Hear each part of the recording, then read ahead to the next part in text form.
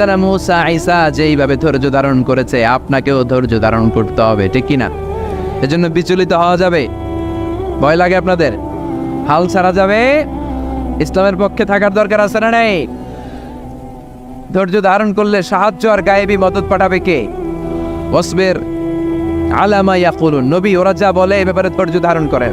এরপর আল্লাহ বললেন ওয়াহজুরহুম হাজরান জামিলা, ওদেরকে আপনি পরিত্যাগ করেন, এড়িয়ে চলেন।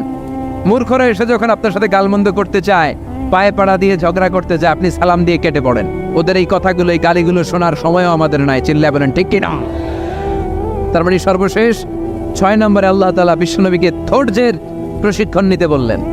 আর 7 নম্বরে এই সমস্ত কাফির মুশরিক এই আবাল শ্রেণীর লোকগুলোর কথাবার্তা থেকে নিজেকে এড়িয়ে থাকতে আল্লাহ পরামর্শ দিলেন। চিল্লায় এখন ঠিক কিনা?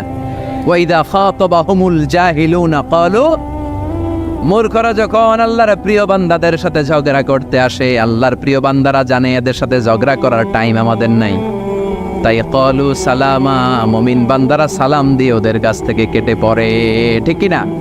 তাহলে 6 নম্বর আল্লাহ বললেন সবর, ধৈর্যের দরকার আছে না নাই?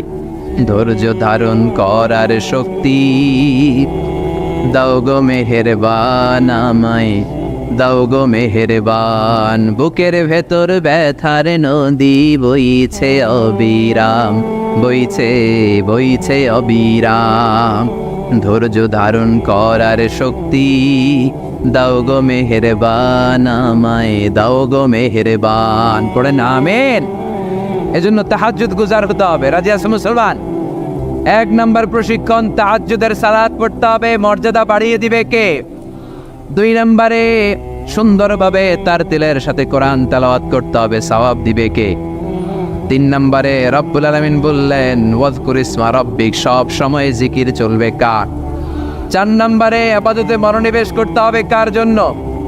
5 নম্বরে দুনিয়ার কেউ আমাদের ওকিল নয়, আমাদের অভিভাবক নয়, আমাদের আসল অভিভাবক কে? 6 নম্বরে ওরা আমাদেরকে যাই বলুক, আমাদের আসল হাতিয়ার হলো ধৈর্য। আসল হাতিয়ার কি? সবর।